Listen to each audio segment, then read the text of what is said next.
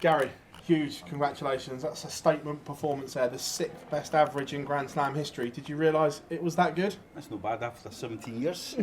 No, I did. There was a few legs I was kicking myself, the 180s.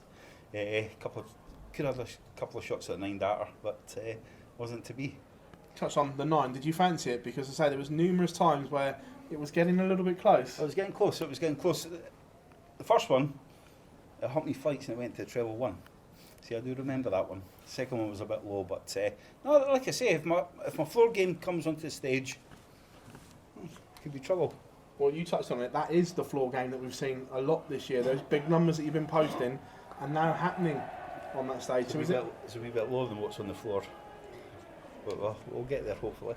Is this a bit of a warning shot to everyone else that Gary Anderson's now playing on the stage? I've played darts. You know, every game's different. You know, you can play great one day and absolutely tripe the next day. So. What will be, will be.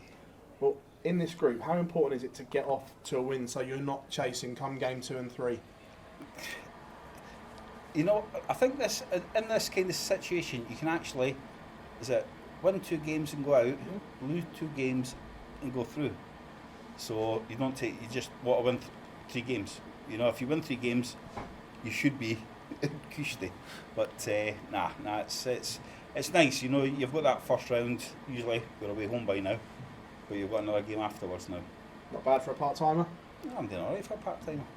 I can't even argue about it, because I'm a part-timer. Gary, congratulations. Thank you very much. Gary, we've talked to you about this tournament over the years, and I know it's one that you get really fired up for. The sort of juices still flying the same as they always do for this tournament? Listen, I've loved it from day one, but I wish it was back at the Civic Hall. That's where it all started, well, especially for me being a BDO player, playing PDC in the Civic Hall in Wolverhampton. I got dogs abuse for 2 years. I got dogs abuse, you know, and it was great, you know. I loved every minute for it, and it's always been my favourite tournament. Yeah. Why in particular is it your favourite? Is it just the atmosphere that it like? It was just the way the Civic Hall was. It was tight, you know. Yeah. We were like down in the basement. We used to walk up the stairs and then up you go. But yeah, there was something. It's like the Ali Pally, you know. It's like Blackpool. The tournaments are for that certain venue, and that's it. You know, if you took darts away from the Ali Pally, would it be the world champion? No, wouldn't it? No. With the form that you've been showing and you're bringing it to TV now, as you just said, you must feel that opportunities are there to go and add this one to your collection, because I know it's one that you really wanted to add to it. It was, but I've got to an age now that, look, I'm just playing darts and I'm enjoying it. Win, lose, don't really care. You know, as long as I can try to put in a good performance and then see what happens, you know, that's my thing. It's yeah, I think my days of winning silverware might be over, but I'm going to give it a good bloody go. I think a lot of people would disagree, don't you? Well, you're telling me. Yeah, they do, but like I say, look, I'm quite happy. I love the Pro Tours. You know, we'll all meet up, we'll have a good giggle on the floor. TV tournaments, like I say, I don't do many of them now. Yeah. It was great when you're doing the Premier League and World Series and that, you're always on the big stages. I've done it for so many years. You have a few years off, you think, oh, I'm on stage now.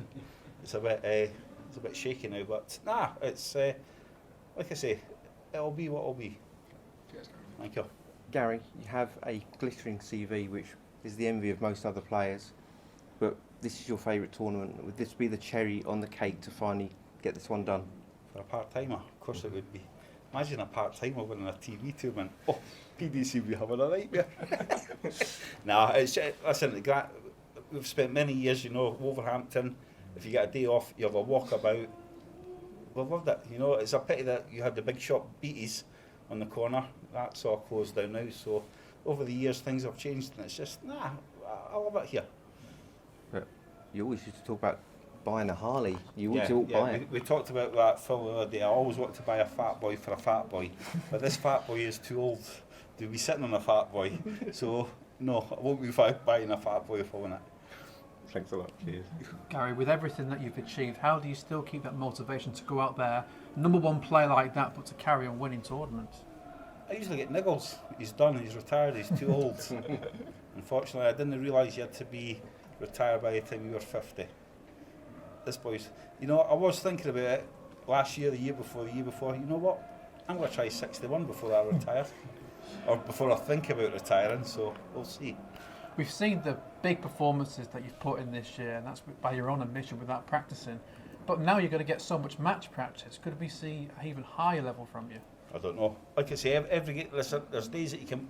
Darts can be a very, very easy game when you hit everything.